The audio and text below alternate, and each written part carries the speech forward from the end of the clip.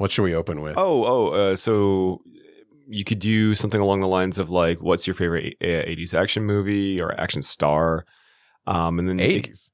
This is 80s, right? It's a 90s movie. It's a 90s movie? This is a 90s movie. Shit. I didn't it had a realize Sega that. Genesis game. It ruled.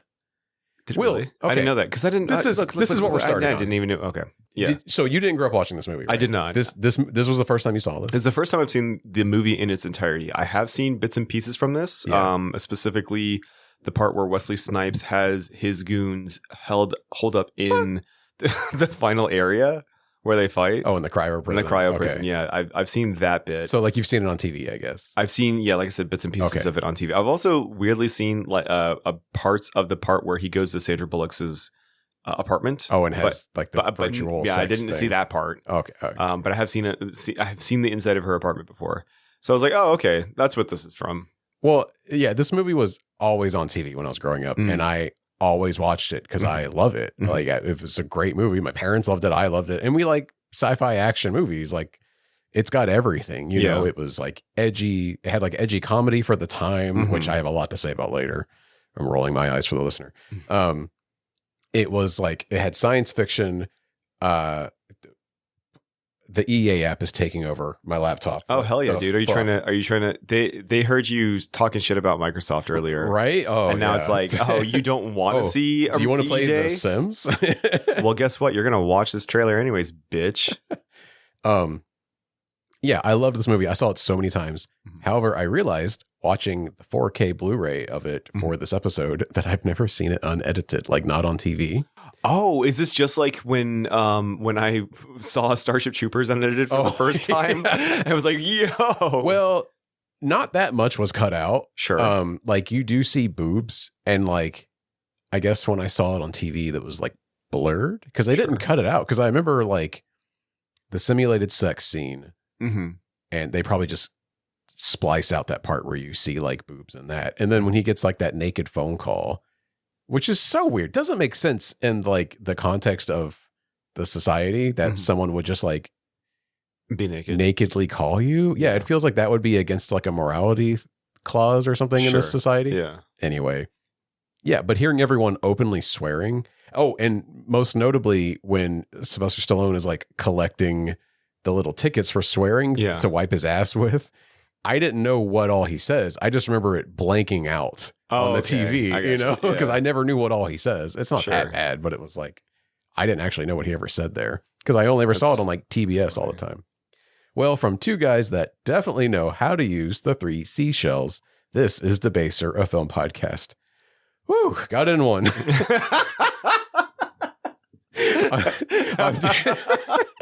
I'm Jared, and together with my co-host Will, we explore both new and familiar movies to bring you details and discussion about them, all in an effort to debase the films and ourselves.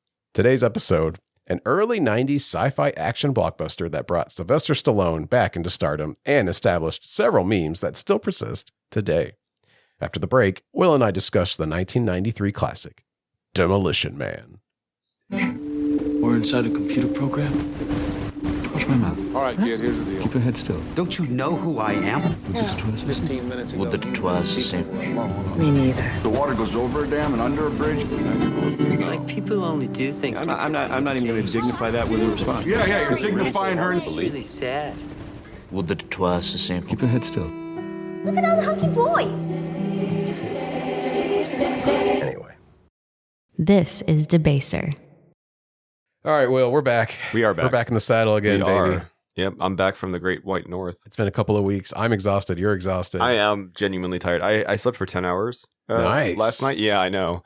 I could still use another 10. It's 106 degrees outside. It is 106 degrees and we outside. got a long summer in front of us, baby. I know. I've got family coming down next week.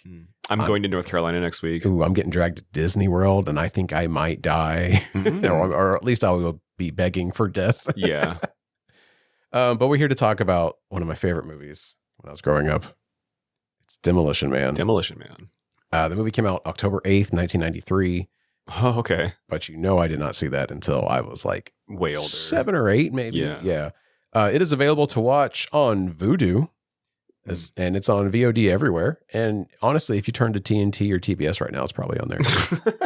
At least I hope. Like if we live in a just world, they're still playing it all day. Yeah. The film stars Sylvester Stallone, Wesley Snipes, Sandra Bullock, and Nigel Hawthorne. The film was written by many credited and uncredited writers, including Daniel Water and Peter Linkoff. I think I got Daniel Waters, maybe. I might be wrong. Demolition Man was directed by Marco Brambilla, a first-time director. Oh, wow. That is primarily a 3D video artist. He only directed one other commercial film, and I already forgot the name of it. It was completely ignored and did not exist, basically. Oh, okay. It's so ignored that it's not even in your script. Yeah, it didn't even. I looked it up and I was like, I've never heard of this, and it sounds like it disappeared as soon as it came out. Okay. And he also did the 2002 miniseries Dinotopia. Oh, shit. I thought that would ring. Yeah, I remember when they were doing advertisements for it. Yeah. I was trying to read the books at the Winter Haven Library back when it was like basically nothing. Yeah. And I remember watching like, what, two or three episodes before it got canceled immediately. Yeah, they aired it on ABC, I think, right? Because Disney bought it. Yes, they did. But I remember it being like so hyped up about how much money they spent on all the graphics and everything. Yep. Yeah. Marco also directed the Power music video for Kanye West, which I know, How but that music a man video can have all that power. Exactly, and that music video is really cool. And he did a commercial for the video game Spec Ops: The Line. Oh, yeah, I thought you would like that. I've never seen it. I don't even remember that game. I think I saw it, but I can't remember how it went. But hey, this is an audio podcast, so it wouldn't matter because it was a visual medium. But yeah, he basically just does art installations and sometimes music videos now. Gotcha. He dipped out of the film industry quickly, which is so bizarre because this feels like a movie made by a guy entrenched in Hollywood. It's weird. Yeah, I know. So the premise of Demolition Man, if you don't know, I mean, I can't imagine anyone listening to this hasn't seen this movie, but it's about a guy who demolitions man. A police officer is brought out of suspended animation in prison to pursue an old ultra-violent nemesis who is loose in a non-violent future society. Do you want to guess at the budget? 10 mil. No. It was astronomical for 1993. Oh, let's go 80 mil. Very, very close. It started at 45. Okay. And then it ballooned to 77 by the time it was I was going to say 75. Yeah. And it ended up grossing 58 million domestic and 159 worldwide. Oh, okay. Yeah. It is, okay. So Roger Ebert and the other guy. I feel awful that I forgot his name. But anyway, they had a discussion on their show. On their show. Which shall not be named after them. Ebert and Roper, that's it. There you go. About why this is not considered a bomb and Last Action Hero is. And I don't have the Last Action Hero like box office in front of me, but I remember it's pretty close.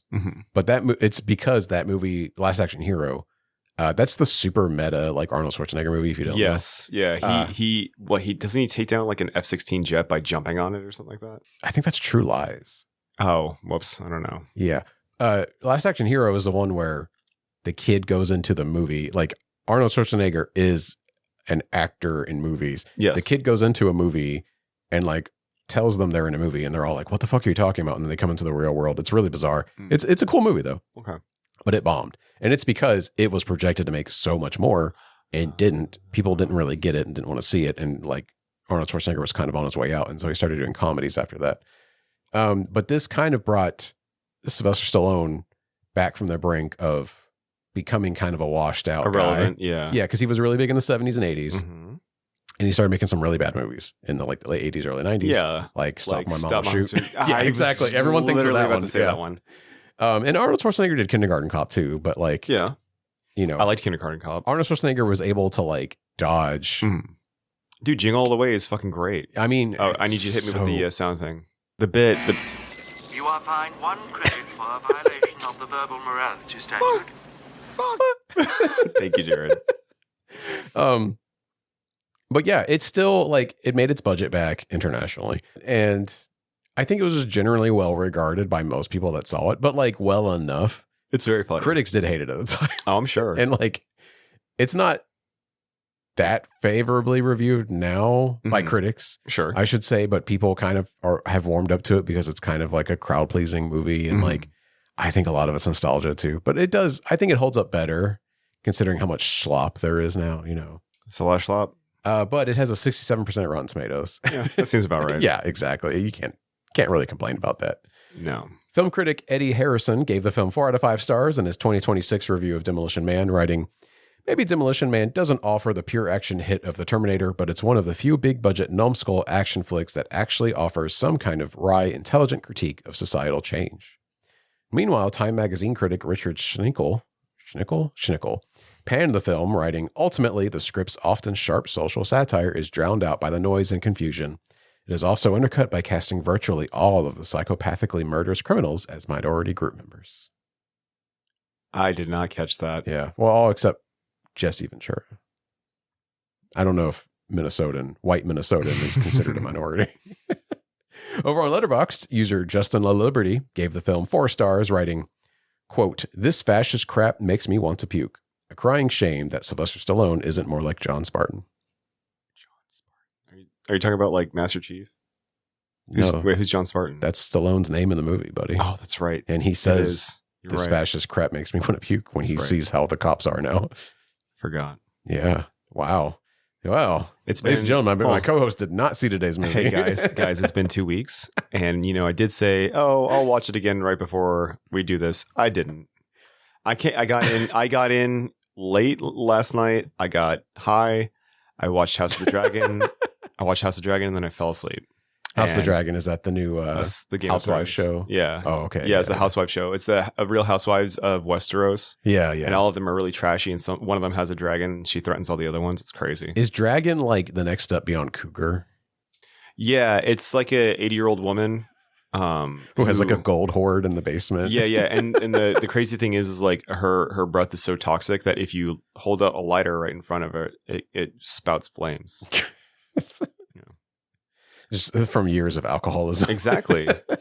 Are we yes-anding right now? I'm trying. I'm really trying to get better at improvising. I was talking with Ellen about this on her show the other day. Yeah. And I was like, I got to get better at yes-anding. I feel like I completely kill bits sometimes with her.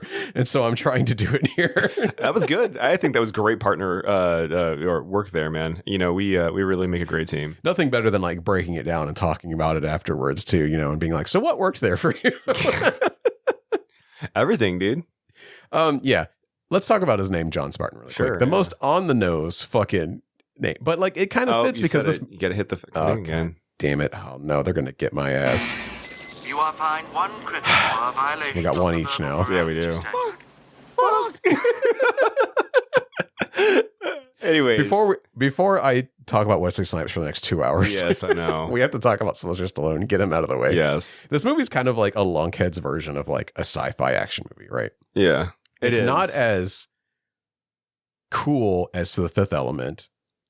It's not as fantastical as The Fifth Element. Or as fantastical. It's not as smart as X movie that I haven't thought of yet. I don't. What are like big 90s like sci-fi movies? Here's actually it's not as smart as The Matrix. No. What I was going to say is, also The Matrix came out, 3 years later? Right? 6? Was 6 years later. Yeah. Oh, I thought The Matrix came out like a year after Bound. No, am I wrong? 4 years after Bound. Oh, okay, Bound was 95. Yeah, it was. Yeah. Okay, my bad. Yeah. Well, what I was gonna say is like a good way to compare this to another sci-fi movie that is funny, but also has some real depth to its satire, and that's Starship Troopers. Oh yeah. It's not as smart. It's not as tongue in cheek as Starship Troopers exactly. for sure. Yeah, because it is doing a little bit of that, but also it's being a little too like the Denis Leary character. Before I promise I won't go into my diatribe yet about Denis Leary, but the Denis Leary character is clearly like the moral center of this movie, and it's you can literally tell like the writer and director of the movie, like on set, were pointing at him and being like, "Let him go, let him do his tight five for this whole fucking movie," kind of thing. And they're like, "He's the guy that we want." Explaining to the audience like what we believe kind of shit. Sure, yeah, and it's really cringy. It's number 2. 30 years later. That's number 2. You just said the S word. Oh fuck! We get you. Yeah. You are fined 1 credit for a violation of the verbal. Do you think that this bit's actually not gonna like go over very well? No, I think it's gonna be great. You're at 2. We're keeping score. I'm gonna watch my mouth the whole episode. I should have, if I was smart, I would have programmed it to like a button, so I don't have to keep switching tabs. I know. on me, I'm sorry. What I mean? I know I'm making your life extra hard. No, I do want to program it like for future episodes onto the little pad so that we just. You should hit me with it like 3 weeks later, without me realizing, and it would just kill us. We would just stop, and it would lose all track of thought. Yeah. Okay. Anyways, yes, I understand what you meant. Where it's like it's almost an hour and 30 minutes into the movie, and Denis Leary's character and like the underground thing is finally being explained. Right? Yeah, because you only get like snippets of him. Very and little. then when they when the police finally go underground because Sylvester Stallone's like, I know where they are. Yeah. And they go and find Denis Leary, and he's like, we're here to save you. I don't care about you. And then he's like, here's what I want to do. I want to eat cheeseburgers. I want to smoke cigarettes. I want to drink a Big Mac or drink a giant soda. And it's just the most cringy, like American fuck yeah kind of bullshit ass that was like edgy and cool in 1993. Yeah, I was going to remark on that. Yeah, this is the year that No Cure for Cancer came out and Denis Leary was exploding. You just gained 3, by the way, so just enjoy it. Damn it, they're gonna get my ass. I owe so much money to the morality. How much money do you think you're gonna owe that? How much is a credit? Do you think? I don't want to think about it. And with inflation. Yeah, I know. That's Did they even use dollars? They never talk about currency. Yeah, they really don't, do they? Yeah. And like Taco Bell won the food wars. The franchise wars. The franchise wars. Yeah. We got to talk about that. Oh, I can't wait. Okay. All right. Really fast. Yes. I wrote up a quick summary. I'll run through this in case anyone didn't see this movie. Yeah. Or in Will's case, if you saw it 2 weeks ago and forgot. Baby, this brain don't work very well. Okay. I know. We're getting older. It happens. Yeah. Okay. In 1996, Los Angeles is a war zone. This is only 3 years ahead of when the movie came out, by the way.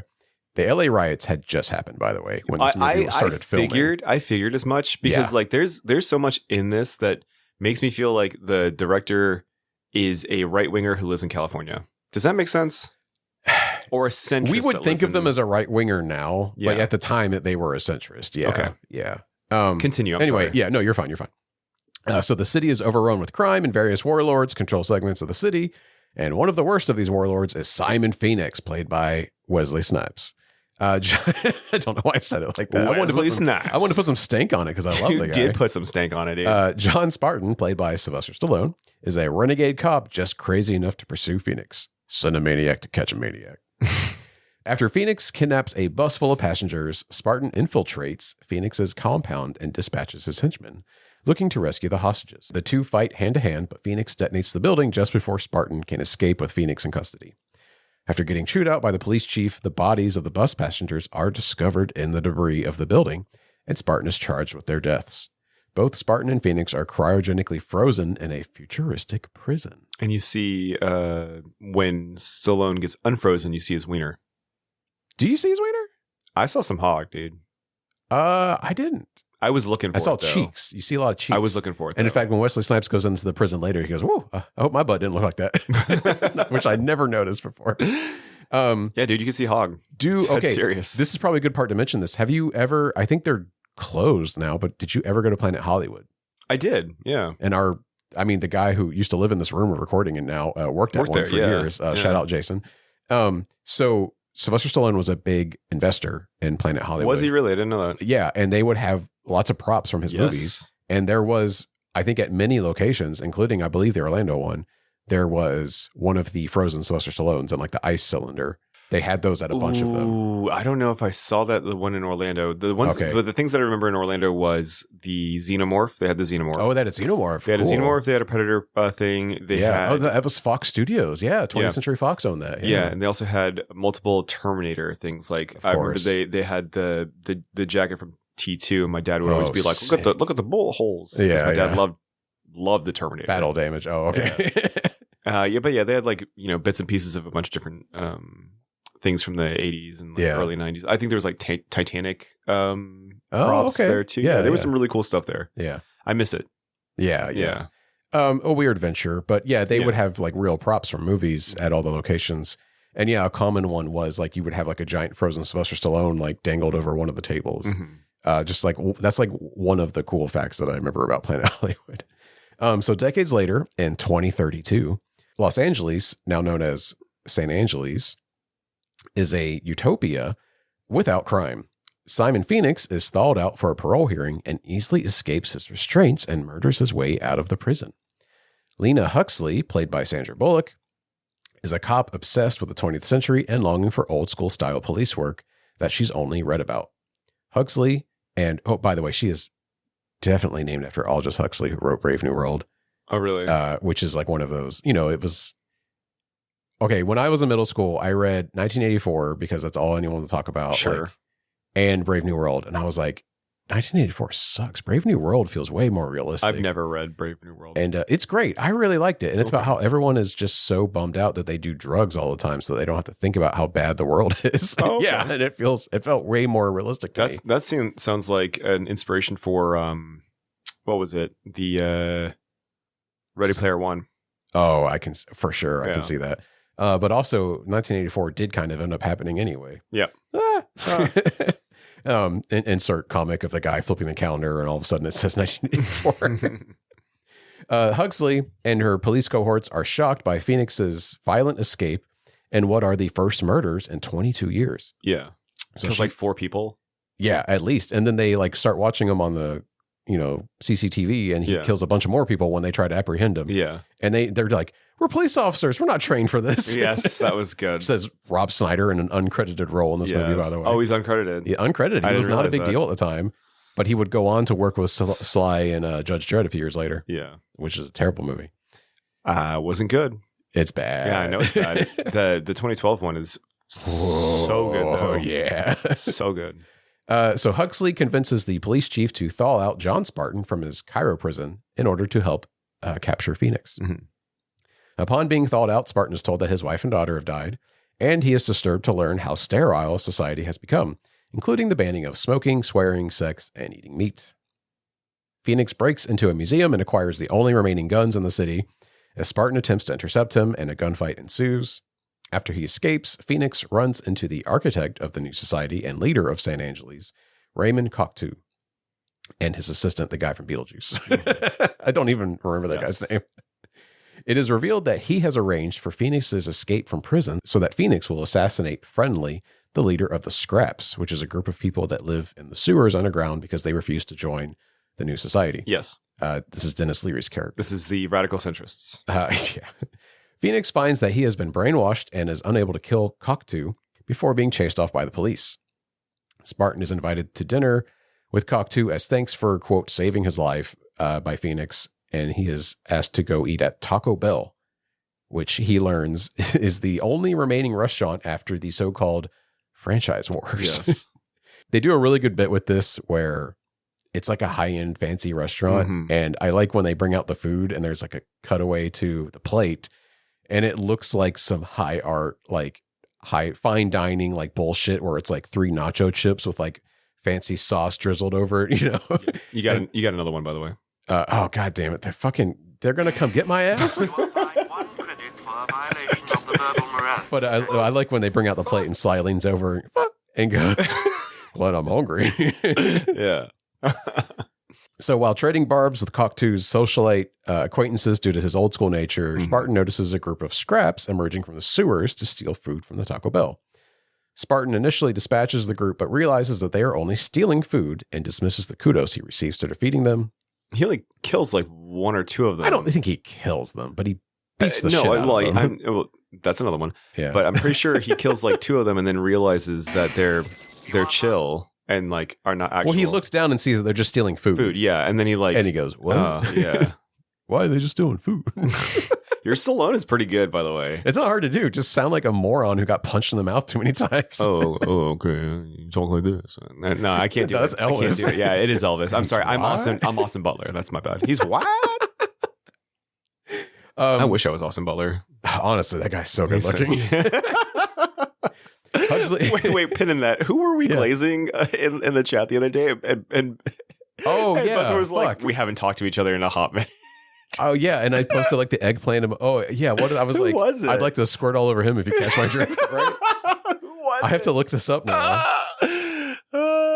Who was it? It's like an older guy too. He's like in his Clive Owen. Clive Owen. That's right. He is handsome. I was like, I'd shoot him up if you catch my drift. I'd have his children, man.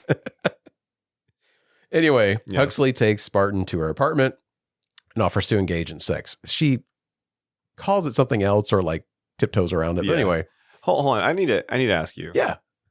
That is his daughter, isn't it? They didn't say that his daughter. No, they didn't say his daughter. Hold on, listen. I'm glad you said that. Let's talk about that for a second. They didn't say that his daughter was dead. No. They said his wife was don't dead. there. Yes. They do later in the movie, and I just inserted it into my description. Okay. Later, the police chief says something to him about your daughter is dead, and he looks at Sandra Bullock and goes, oh, fuck. There was a scene that was filmed. It's on the deleted scenes of the Blu-ray where he meets his daughter, and she's like an old woman. Okay. And she's in the scraps. Okay. And they cut it. Okay. And then decided to do an ADR scene where it's like, your daughter's dead too. Okay. So fuck you. Yeah. Because like a lot of test audiences thought she was going to be his daughter and thought it was weird that they have sex. Yeah. Well, yeah. That's where I was at. Because there's that you thought they were going to pull an old boy on you. Spoiler. Yeah. Well, so because like when they're in the police car and she's like, I can look her up for you. And he stops her. He's like, no, I don't want to. It feels like they're like setting something up, and it's because he was going to run into her when he goes to meet Denis Leary in the sewers. The way that I took it was like, I don't want to know because it's you, and I find you hot, and I really and she just never knew that her dad was like in prison or something, right? Yeah, and I don't need this to get really weird, right? Yeah, no, that was a legitimate concern that came up with test audiences, and they thought it was bizarre. I gotcha. Yeah, isn't that so strange though that you had that same thought? Yeah, because it feels like the movie could go there. I feel like if you made this today, they might even make that. That is exactly how I felt. Yeah, it was going to go, but whatever. But yeah, you were not alone in thinking that. But anyway, yeah, they so Spartan agrees to have sex with her, and then he is confused when she brings out like VR headsets. The VR headsets, yeah, and they start having like simulated sex, which is basically like shown on screen to be like a bunch of flashes of what looks like pornography. I guess I don't know. It's supposed to, I guess it's just simulating like your brain, like pleasure centers in your brain.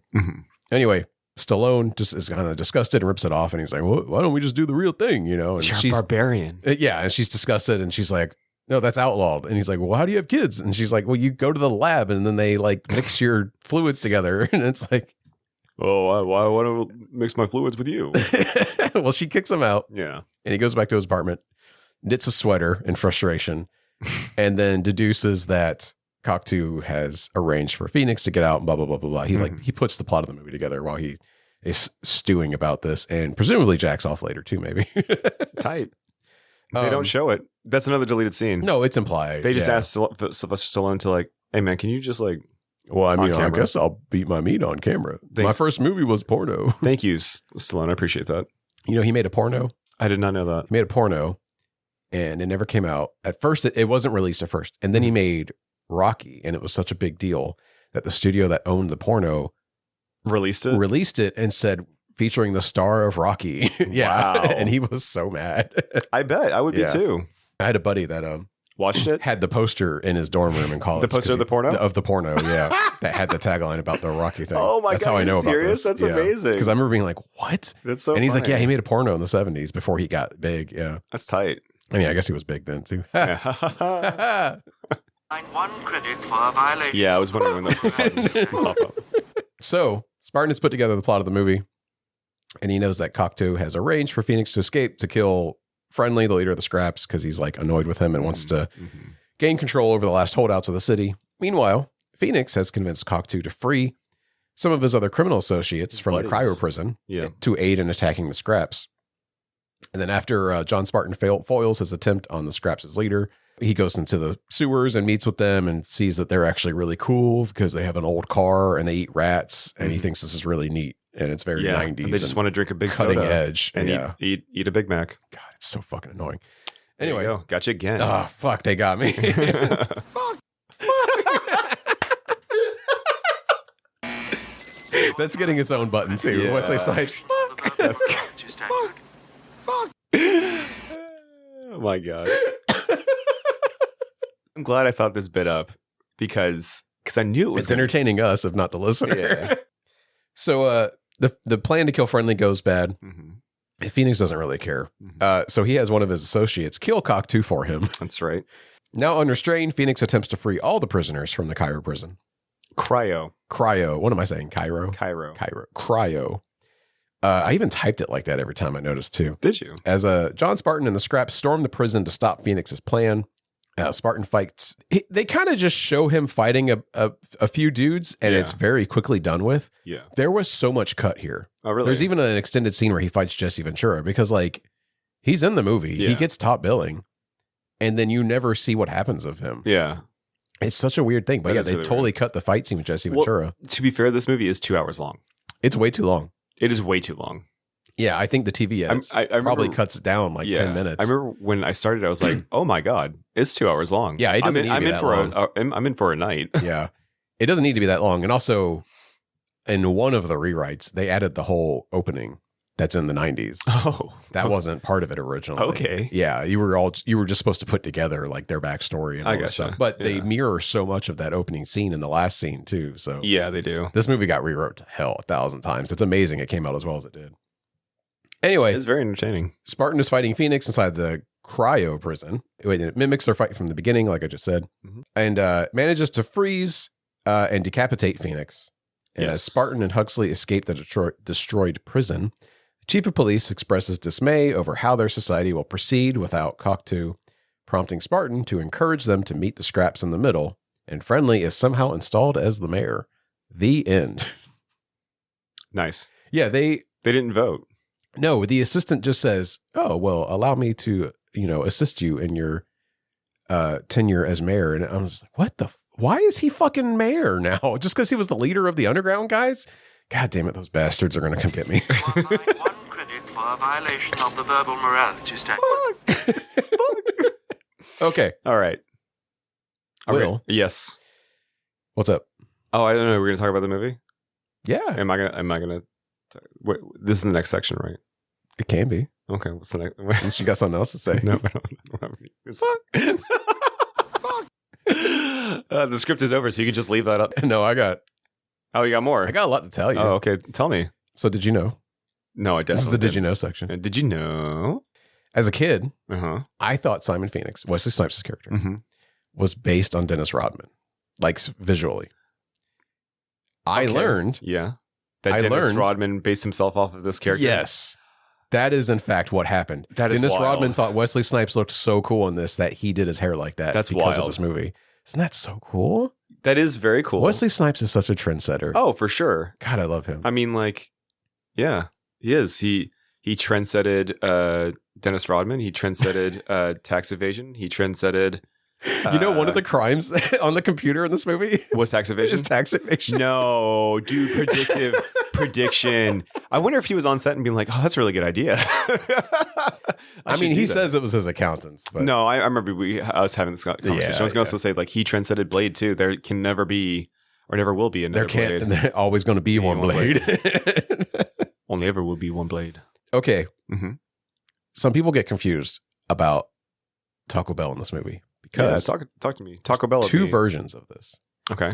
And they filmed them both back to back because they knew they were going to have to do this in the international cut. Okay. So in the US version of the movie, the one that we know. Yes.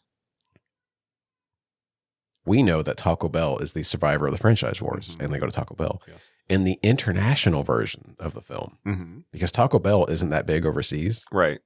It's Pizza Hut.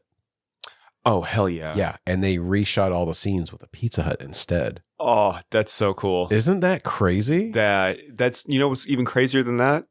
Pizza Hut just recently got bought by Private Equity. Or got sold off. Yeah. Young Brands doesn't own both of them now. Yeah, guess what, baby?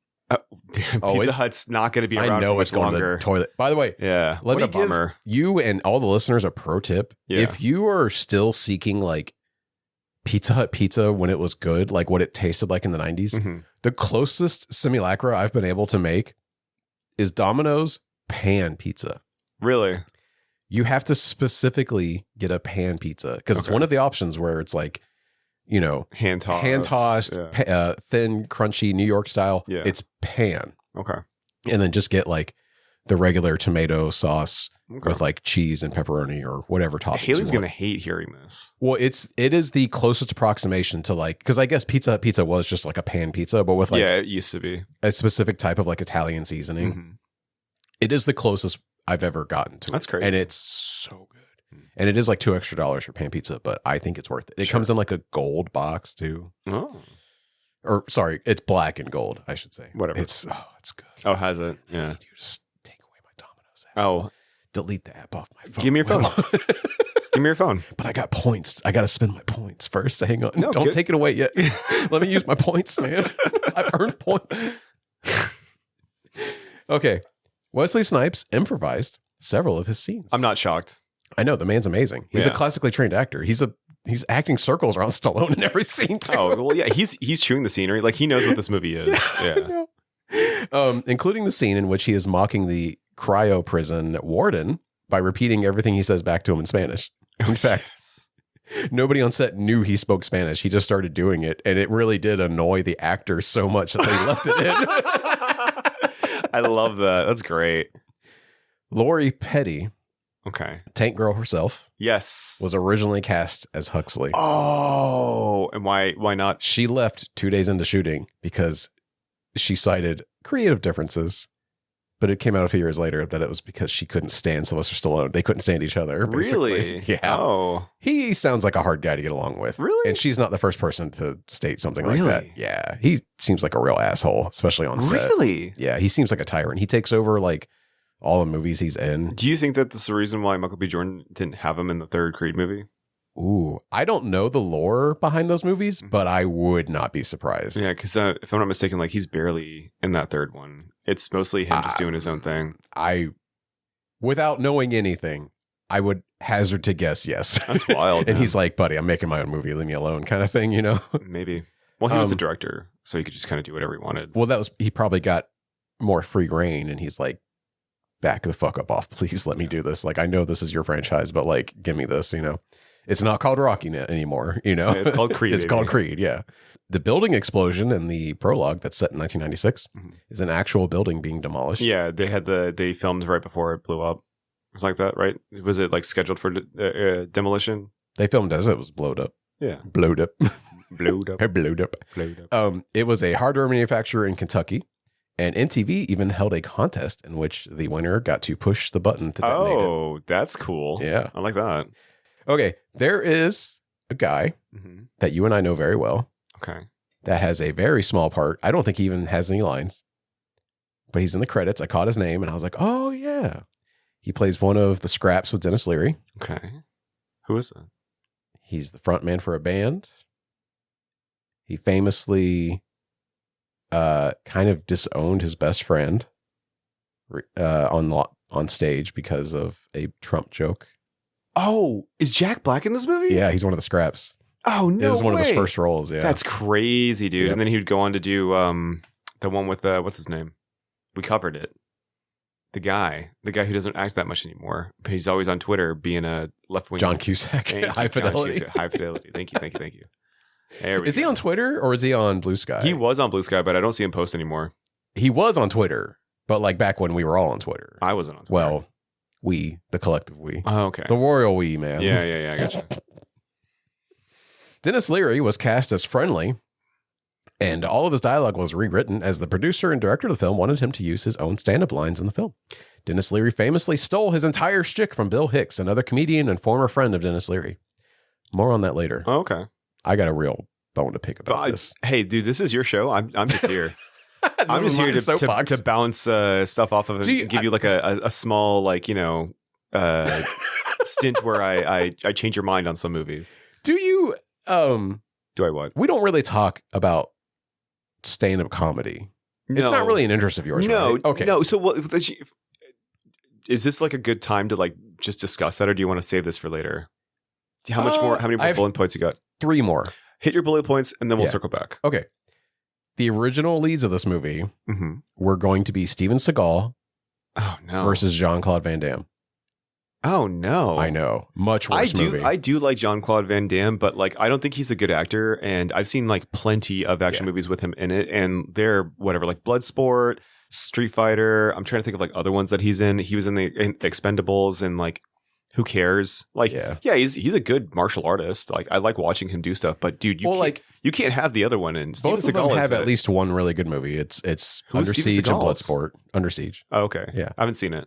It's good. Okay. I don't like Steven Seagal. It's not good because of him. Oh, okay. I will say. I got you. You know what I mean? Yeah. Isn't he in Russia doing like stupid stuff? Yeah. Has been for like 20 years. Yeah, he's crazy. I can't stand He's him. insane. Yeah. He was bad back then. He was just better at hiding it. I gotcha. But yeah, as you and get he older, got really out of shape. The faculties like that too. Yeah. It was harder to hide that he wasn't actually a martial artist. Yeah.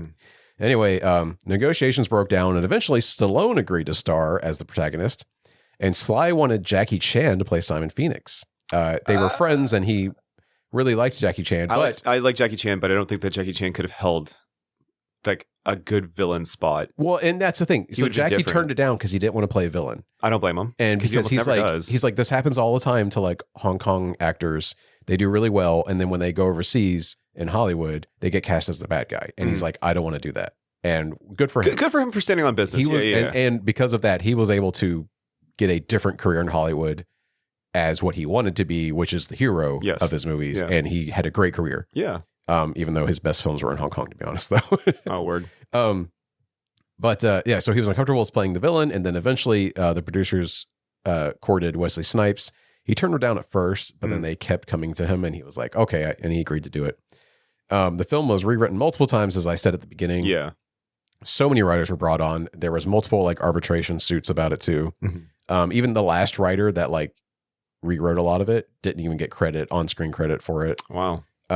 Yeah, there's a whole, you could write a book about all the people that rewrote this movie 1,000 times. It started with one idea and then like became so many other things. It's kind of crazy that it even came out. If you think about it. Cause like, dude, you hear about rewrites now and those, you never see those films. Yeah. You know, the like Blade. Yeah, the like new Blade got rewritten 1,000 times. The Crow that came out last year or 2 years ago. I don't even think about that. It was like 18 years. Oh God. Yeah. They shouldn't even touch. No, they shouldn't have. Because the movie's almost as tragic as like the origins of the comic. And it's just like, let it go, man. Also, I think you can make an argument that the strongest vision of the script is by the guy that wrote Heathers. I think it was Daniel Waters. I think that was the guy. Love Heathers. You like that movie? Oh, yeah. So that guy had you see a lot of his DNA in this movie, you know, where it's very biting and edgy, but like of the time where it didn't really age all that well. Either, yeah, you know? yeah. But like at the time it was great and very like edgy and stuff. He, I think, had the most voice that survived in the script. I gotcha. Because he was one of the main rewriters. I do like Heathers. One of my favorite bands has a bit from the Heathers, and one of their songs is "Dear Diary, my teen angst bullshit has a body count." Oh yeah, that's in from first to last song. I need to rewatch that. We might cover that one day. Oh, dude, don't threaten me with a good time. I love Heathers. I love Winona Ryder, and then Christian Slater is the I villain. don't like Christian Slater though. I think he's great as an actor. I don't know if he's like a good. He just a good person. He's too smarmy for me. That's his thing, though. Dude. But I guess does he weaponize it in that movie? Yes, because he's he's a burnout. Like that's his whole thing is that. And two, there was a TV series I think called Dear John or something like that, where it. Is it the one where he realizes he's the bad guy like halfway through it? No, okay. No, this is one where it's based on a true story of a lady who like got a divorce, like her husband left her for a younger woman. And she couldn't handle it and was like constantly calling and harassing him. And then she eventually kills him and his new girlfriend. Yeah. And Christian Slater's the husband. And he's kind of a dirtbag, but he doesn't deserve to die. Yeah. And like he plays that well. You know, I guy that like kind of want him to get killed, but also he doesn't deserve exactly. it. Exactly. Yeah. No, I mean, and that's like everything that he's in. He's that kind of person. I think he plays it well as long as they casted him as such. I like him. Yeah. So, but anyways, continue. My last one is Elliot Goldenthal composed the score for this movie. It was one of his, I think it was like his second or third movie that he did the score for. And he went on to compose a lot of movies we've covered even, including Heat. Oh, hell yeah. And Batman Forever. One of my favorite film scores, period. Yeah. Say what you will about Batman Forever, the score is fantastic. Fucking nuts. And he took over for Danny Elfman. I know. Fine. But he took over for Danny. I'm just going to talk through my fucking violation. I don't care. Give me another one. Anyway, Batman Forever soundtrack or score, I should say. Yeah. Pull it up right now. It goes so hard, dude. But you can even hear some of those horns from the Batman Forever score in this a little bit. Oh yeah. Like if you're looking for it, you'll notice it, like me. And it was just like, oh yeah, I know that horn, you know. It's just like if you so Sandra Bullock went on to do Speed after this movie, right? That's right. And apparently she mentioned it to Sylvester Stallone on set, and he's like, "Oh no, that sounds dumb to me." And of course, it ended up being like a mega blockbuster. Yeah. You want to talk about comics? Yeah. Did you want to talk about comedy? Yeah. So you were asking me my relationship with comedy specials and comedians and all this stuff, right? And I did watch a lot of Comedy Central specials growing up, like me too, late 90s, early 2000s. Yeah. To the point where the last comedy special that I watched on my own that I really enjoyed was the Donald Glover one, where he, oh wow, that was late. Yeah. And that was like the one where he couldn't say the N-word, and he's like, Chris Rock's there's vampires and there's werewolves. That one, right? It's the one where he ends with his family would take in, like, they would do fostering and stuff, and they had a kid come in that like he wasn't allowed to eat candy, so the only candy that he could eat was like peppermint, and so he had like mouths full of peppermint, and the fumes would come out and go into his nose, and he'd just be crying all the time. And they would go to a.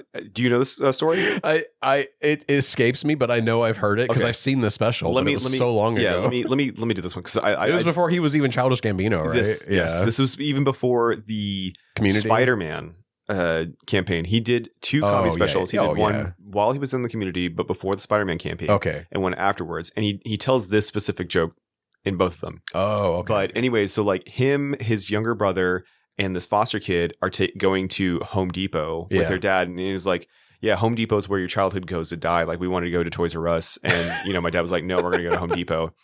And so, like, they all, walk away to go find their own fun because, like, they're annoying the dad and stuff. And they go to the toilets and, like, Donald gets on the toilet and pretends he takes a dookie. And it's like, oh, I had a lot of fruit, and his younger brother does it and, makes a little, oh, those green beans or whatever.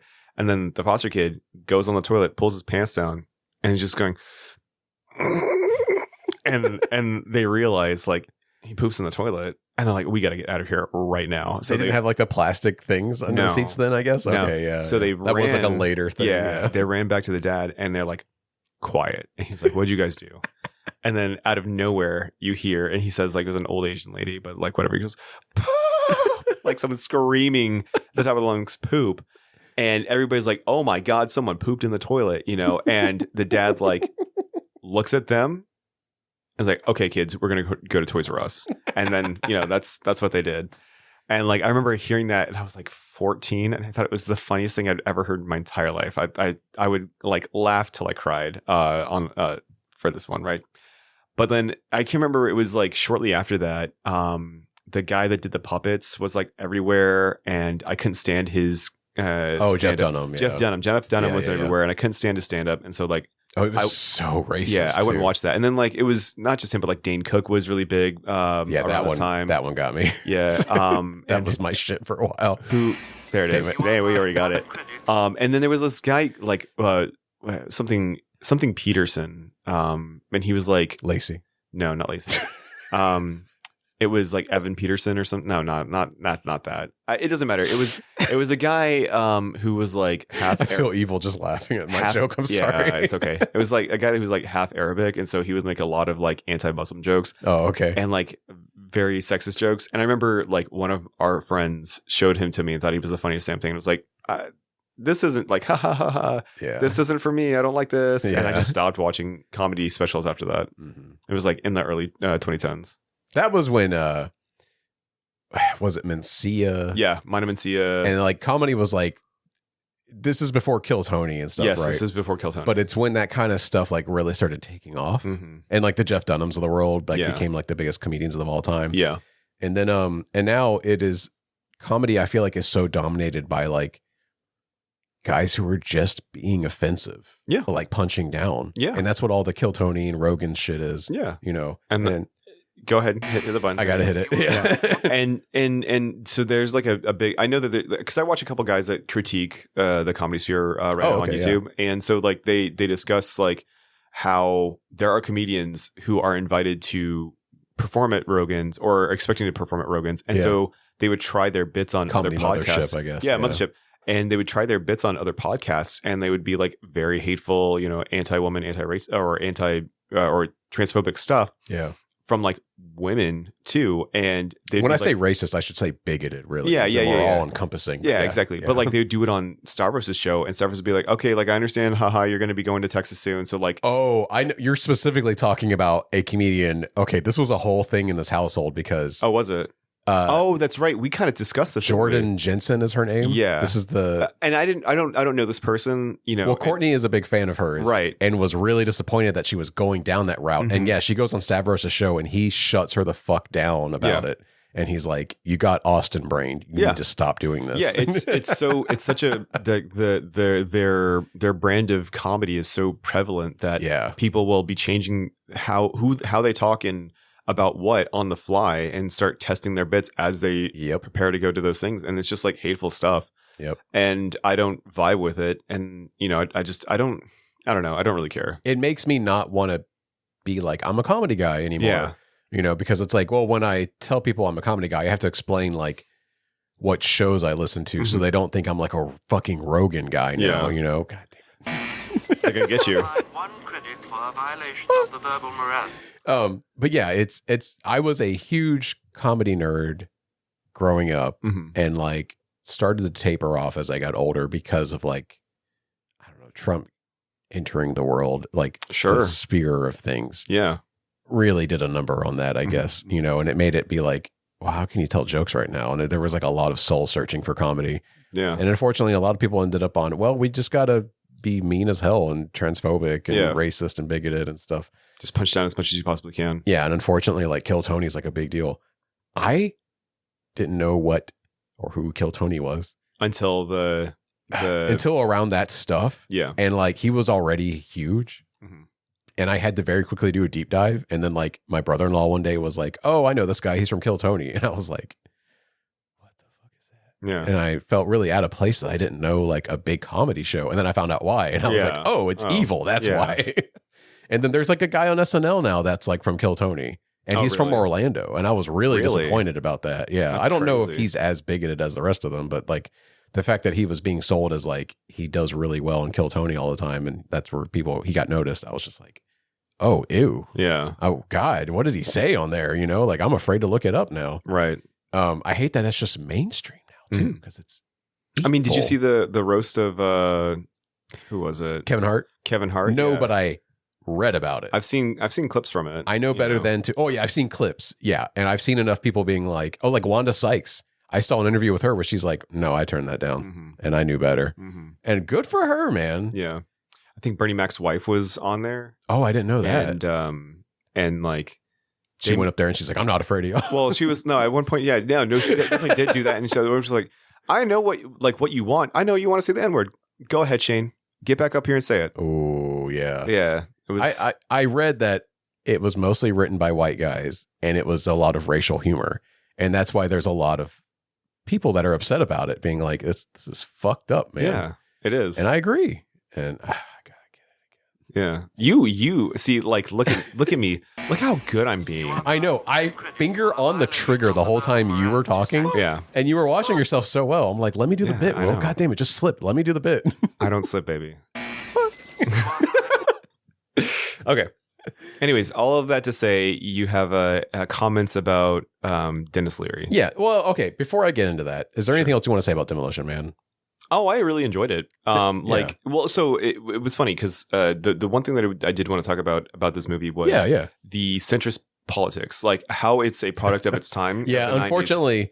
You didn't grow up seeing it in the 90s. You saw it like with the context of like 2026. And so that does kind of poison it a little bit. Because like at the time it was really cool and being like, yeah, this is like what Al Gore and Tipper Gore want. Because they were like on a crusade to like, you know, ban explicit music and like putting V chips in TV so that you couldn't watch violent shows and stuff. Oh, and that's kind of what some of this is coming from. Sure. Because like in the early 90s, this was a real. Well, I remember like the banning of large soda or extra large sodas or whatever, you know, like trying to curb. I think that happened later, but yeah. It did. But that's what I think of whenever I was hearing them talk about this I think this is based on like the moral crusade of like Tipper Gore at the time. You know? I gotcha. Yeah. Sure. But like, I mean, look at what we're at now, first and foremost. I know it's swung so far now that the supposed utopian society that like Sly Stallone and Denis Leary's characters hate would be even more conservative now than supposedly liberal. Yeah. Because in the time this was made, this was a liberal utopian society. And now this is closer to like what conservatives would want. Yeah, where they want like... They ban porn. Yeah, you know, no sexuality at all. Like in any form or expression. Anytime somebody that they don't agree with says something, you know, mildly offensive, they lose their minds. But we have a president who's, you know, calling foreign actors, you know, like crazy bastards, and don't even or hit me even with the telling thing, you know? Reporters, a female reporter, shut up, Piggy. Yeah, like come on. I still think about that. Yeah, well, it's insane. It is. Well, so like the craziest thing, or like quiet Piggy was the quote. Sorry, but still the craziest example of this one is like Stephen Miller is obviously one of the most bigoted men in America. Yes, and when the Democratic Party thing on Twitter says called him a ugly troll or something, and it was like a news for 2 days. And they doxed the person that like typed it and stuff. Yeah, like dude, you guys spew hateful garbage every day. Yep. Come on, it's silly, but yeah, this like hearing a guy being like, I just want to eat a big thing of fries and drink soda and smoke cigarettes and I want to be left alone. Yeah, you're like, okay, dude, I get it. You know, like who doesn't? But also, don't you think that stuff's kind of bad for you? Yeah. You know, like, and the guys that were like rah-rahing this kind of shit, like back then, are now in charge, or at least voted for the guy that's in charge, who's infringing on. I'm just talking through this. No, you're good. Who's infringing on like actual personal liberties for the like all Republican governors, like all over, are doing this. Where like you can't even open porn. Yeah. In like half the states, I think it's even higher than half right now. Yeah. You can't have an abortion in like tons of states. Yeah. Like how far do you have to drive from here to get a freaking abortion right now? Yeah, you got to go up to. You got to go like 4 states away. Is it now? Yeah. Is it the Carolinas? Maybe. No, it's not the Carolinas. Not even the Carolinas. You got to go higher than that. Jesus. Yeah. But that's what I'm talking about. Like you have less freedoms now, and the guys that are always decrying supposed political correctness, which was the hot topic of the day, and that's it. They don't ever say the phrase political correctness in Demolition Man, but that's what this is about, and what they're decrying. Yeah. Is what if this society got so politically correct? It would be awful, wouldn't it? Is what they're saying in the movie. And that's what happened. The people that were complaining about it are the ones that are like made their own Sharia law, the thing that they supposedly said was like the biggest evil in the world, and they just made their own version of it, basically. Yeah. Insane. It is insane. Not that we're not saying anything that anyone listening doesn't understand. Yeah. Will, what's up? All that aside. Yes. Denis Leary. This movie's great.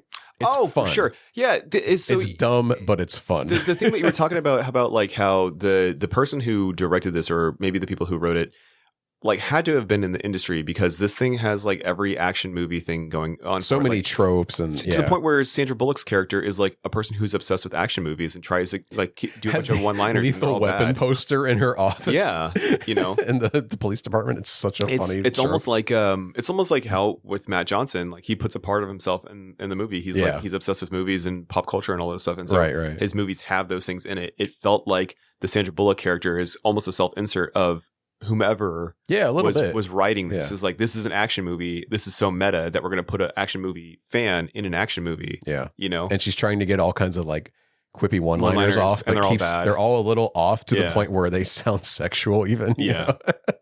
So like, I liked that aspect. The action was fun. Wesley Snipes was chewing the scenery, and I loved him. And he's very good doing the most. Even his outfit where he's wearing like an orange tank top with like denim overalls, and then like the blonde hair while he's just kicking the shit out of the cops. Dennis Rodman, such a good scene. Wishes he could have come up with that. I know. Yeah. It's so much fun. And it's a good concept too. Like the gags, the morality gags are funny. Like they're not grating. Like a fish out of water kind of thing. Yeah. Where it's both of them, Simon and John Spartan. Yeah. And and where like the people they have the most in common with are each other, but they're still, you know, each other's nemesis. It's a fun concept. They could have done a lot more with it. Like I think this movie would have a good remake. You know what I mean? Like where they remade stuff like Total Recall and it was a complete disaster. Yeah. This could have a good remake where you have to rewrite it though. Like keep the basic plot. Sure. Yeah. But the utopia is a conservative utopia. It can't be want to overthrow the government or like a bunch of socialists, like, you know, crunchy. Have democratic socialists, the ones living in the sewer. That would make way more sense. Absolutely. Yeah. Because socialism Mom equals... Donnie is Denis Leary's that'd character. be so good if they just got him. And he's just making the greatest like short form video content in the sewer. It is and he's like, it's a campaign ad. Rat burgers are broken, and we're here to fix it. It's so good. But like, yeah, you know, because socialism means when you have no house, you know, so that you have to live in the sewers. So it just makes perfect sense. All right, Denis Leary. Well, okay. How many stars would you give? Well, you're pushing this all the way back. I know. 3 and a half. We're in the hand holding club. Yeah, I go on, totally agree. Because I feel like giving it any higher is like that's like, pandering. Because it's not. It's just a guilty pleasure kind of thing where it's like, I know it's not really a good movie. Yeah. There's just things about it that happen to be good. Yes. You know Almost on accident. Yeah. Yeah. Like Sylvester Stallone is good enough being like the meathead cop in it who like, because he is a barbarian. Yeah. And he isn't smart enough to like, I don't know. The fact that he deduces all of this is a little too good. You watch the movie for Sandra Bullock and Wesley Snipes. Yeah. Sandra Bullock's doing a great job. She knows what movie she's in. Yes. Wesley Snipes is like, this would be a really boring character. I'm going to make it fun. And like, he has more stage presence than Sylvester Stallone, obviously. It's having so him do his own ad-lib shit and then just keeping it in is the smart decision. So good. Yeah. He has so many good lines in this movie. Yeah, absolutely. I'd also give it a 3, maybe a 3.5 on a good day, but it's just like an infinitely like fun, put this movie on in the background while you're doing something else, like cable TV, like on a Sunday afternoon kind of movie. Like when you're in the hotel room and you see this movie, you put that on. That's what I did for Bloodsport one year. Oh, yeah. No joke. We were about to leave from ATC in Tennessee, and we were like, oh, here's Bloodsport. We just put it on. The last time I watched this movie before I like watched the 4K Blu-ray for this episode was like I was at the beach at like a friend's parents' like beach house, and it was just on cable TV, and I was like, put Demolition Man on. Yeah. And I was like, have you ever seen this? And he's like, I think so. And I was like, do you know about the seashells? And he goes, what are you talking about? I'm like, okay, you got to watch this movie. And it's like, that persists to this day. Like people talk about the seashells thing. I'm still seashells. People talk about the seashells thing to this day. It's even referenced in Deus Ex Human Revolution. The fourth one? I don't know how do you number? It's 3, I think. Okay. Because there was 1 and then Invisible War. Yes, which is and the then one the reboot. This is the one I'm talking about. Okay, it's the reboot. And then the sequel to the reboot was Mankind Divided, right? Okay, yeah. So Human Revolution. It's 3. That's my bad. You're also a cop in Detroit that's like android-ish. Yeah. But there is a part where like, I think if you go into the bathrooms at the police department, there's seashells on the thing next to the toilet. Yes. Because there's lots of RoboCop jokes obviously in it too. Yeah. Anyway. And it's like, it persists to this day. For this. Yeah, I know. I love that game so much though. I need to replay that. I also need to replay it. Haley bought it for me. And I played a little bit of it and I accidentally meleeed somebody I should not have. Yeah. Oh, I did a lot of quick saving so that I could melee people I didn't want to in the story, but like was mad enough at them that I'm like, let me turn my arm into a helicopter blade in your face right now. I fucked up real bad and I was like, you know what? I don't have the time to, and like something else came out and I was like, I'm just going to play this instead. Yeah. It was my bad. It's a mix of 2 different things for me why I love that game so much. It's both like a stealth espionage shooter. Yeah. And you can also win arguments with your boss if you say the right things. That game hit like so many neurons in my brain that I was like, I love this. You know, I can argue with my boss and win and sneak around a building and like hack computers and shoot people in the face with a silenced pistol. Like this is incredible. If I didn't win that fight, I could turn my arm into a helicopter blade. Yeah, exactly. Yeah. All right. The worst part about it was like the boss fights were made by a contracted company. And so they did not fit in with the rest of the game. They felt completely different. Yeah. You could not stealth them. It was insane. It felt like you literally loaded up a different game. It was so jarring. I didn't know that. Yeah. That's crazy. It was awful. Anyways. Would you release this film in the Debaser label? Yeah, man. This film is just shitty enough for us. I will say I own the Arrow video release that came out on 4K. Exactly. Yeah. And they basically did, what this movie deserves is like a big box with like a bunch of cool packaging. It has a bunch of postcards. It came with a sticker. of the 3 seashells. And did it come with like a coupon for Taco Bell? Was there like a Taco Bell licensing with it? Yeah, it really should have. Yeah. That would be good. It has a nice thick booklet in it that has a bunch of essays. I haven't finished reading them. But one of them is by Priscilla Page, who I follow on Blue Sky. Shout out Priscilla. Whenever I see that she has an essay coming out in a new movie, I try to pre-order it if I like the movie. Oh, wow. She did The Nice Guys. Oh, did she? She did the commentary track with Shane Black on The Nice Guys. Oh. Copy that I got. Yeah. That guy is hit or miss, isn't he? Shane Black? Yeah.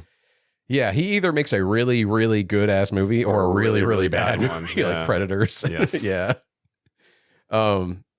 Yeah, we could do a whole series on Shane Black if you want Probably one day. could. Yeah, it'd be highs and lows, baby. Yeah, you're not kidding, man. Also, he did Lethal Weapon. He wrote Lethal Weapon. You're kidding so me. it's a connection to what this. What the heck? That's crazy. Anyways. Okay, it's time for a segment. Are you ready? Oh, you have a segment for Denis Leary? Will, I've got a segment. It's called Hicks versus Leary, Dawn of Anger.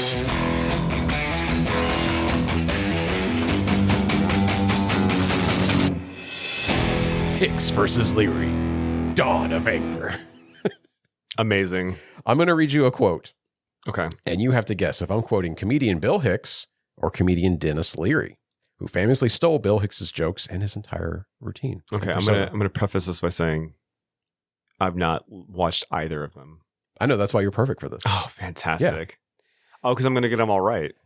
Maybe. All right, number 1. There's only 7 of these, so it's not too long. Okay. Number 1. Here's how I feel about this. Is 1991, by the way. So some of these are going to feel a little antiquated. Okay. Antiquated. Thank you. Okay, some of these are from 91 to 93. Okay. Here's how I feel about gays in the military. Anyone dumb enough to want to be in the military should be allowed. End of fucking story. That should be the only requirement. I've been watching all these congressional hearings and all these military guys and all the pundits going, the Corps will be affected and we're such a moral. Excuse me, but aren't you all a bunch of fucking hired killers? Shut up. You are thugs. And when we need you to go blow the fuck out of a nation of little brown people, we'll let you know. Did Bill Hicks or Denis Leary say that? Bill Hicks? Yes. Okay. Will, you're 1 for 1. Hell yeah. Great job. That's tight. Number 2. Not eating meat is a decision. Eating meat is an instinct. Was that Bill Hicks or Denis Leary? Denis Leary? Yeah, correctamundo. You're 2 for 2, buddy. Oh, shit. Number 3. Oh, there's a threat to America. I'll tell you who the threat to the status quo is in this country. It's us. That's why they show you shows like fucking Cops. So you know that the state power will win and we'll bust your house down and we'll fucking bust you anytime we want. That's the message of Cops. Bill Hicks. That was Bill Hicks. Thank you very much. You're welcome. All right, number 4. I'm going to get one of those tracheotomies so I can smoke 2 cigarettes at the same time. I'm going to get 9 tracheotomies all around my neck. I'll be tracheotomy man. He can smoke a pack at a time. He's tracheotomy man. Denis Leary. That's Denis Leary, baby. Nice. That was a huge joke at the time. Was it?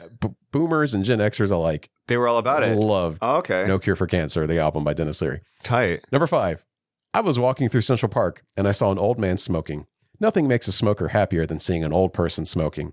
This guy was ancient, bent over a walker, puffing away. And I'm like, dude, you're my hero. Guy your age smoking, man, it's great. And he goes, what? I'm 28. Denis Leary. No, it was Bill Hicks. Oh, damn it. Number 6. People often ask me where I stand politically. It's not that I disagree with Bush's economic policy or his foreign policy. It's that I believe he's the child of Satan and sent here to destroy the planet Earth. Bill Hicks. That's Bill Hicks, baby. You're number 7, the last one. Okay. You're 18 years old. You're in a 7-Eleven. You don't know shit about shit and pull up your pants. Denis Leary. That's Denis Leary, baby. So why was this a bit? I got almost all of them right. Denis Leary stole Bill Hicks's entire shtick about being an angry smoking guy who hates the world and is an asshole, but knows it, right? Gotcha. However, Denis Leary wasn't being an intelligent person. I gotcha. He was being a curmudgeon who just wanted to yell at people because they weren't to his sensibilities. I gotcha. Bill Hicks knew how to ride this line, and I think his material ages better because of it. I can tell. Having said that, this was selectively chosen by me. There's a lot of Bill Hicks quotes out there. I'm sure. that are not kosher or PC or what have you. He did punch down a little bit, but not mostly like Denis Leary did. Gotcha. Where he didn't literally tell people to pull their fucking pants up. Yeah. You know what I mean? And also he was very self-aware that like smoking was bad. And like he did quit smoking before he died. He died of pancreatic cancer, not lung cancer. Yeah. But he even so they were friends before Denis Leary completely ripped him off, right? And then when Denis Leary's album No Cure for Cancer came out, Bill Hicks was diagnosed with cancer. And didn't tell anybody for a long time though, and was still touring while he was dying. He died 1994, and like a year into Denis Leary like being mega famous. Oh wow! Basically because he ripped off his whole shtick. And other comedians would always be like, "Yeah, I was at a club and Denis Leary would go out and did all these Bill Hicks jokes," and I would go backstage and be like, "Hey, you know, those are all Bill Hicks jokes," and he would just walk out and not say anything. Oh yeah, and Louis C.K. has even been on record about like, yeah, Denis Leary stole a bit of mine too, and I knew he was ripping off Bill Hicks for years. Oh yeah, apparently. Denis Leary had a song called like I'm an Asshole, and like Louis was like, I wrote like half of it. He stole like just all my jokes for it, basically. Did he also jerk off in front of you know what? I wouldn't be surprised if Denis did that while he was filming Rescue Me. Yeah. Anyway, that's my soapbox about Denis Leary. I have such a bone to pick about the guy because like I can tell. He was such a big deal. Anyway. Folks, tell a friend about the show. Appreciate it. Yes, please tell people about the show. If you have any questions or comments, please email us at debaserpod@gmail.com. Yes. Thank you for listening to Debaser. If you enjoyed this episode, please subscribe to us on your podcast app and follow us on social media by searching for @debaserpod. My wonderful co-host is Will. Will, I understand you can be found on Instagram at pocket_infinity or on Blue Sky at willswitch-engage. Correct. You have anything else to plug? I do not. Not at this time, no. Well, for my co-host Will, I'm Jared. Take care and goodbye, everybody. Goodbye. And then you're going to put... You are fined 1 credit for a violation. And then you're going to put every single time that you messed up. Fuck. At the end.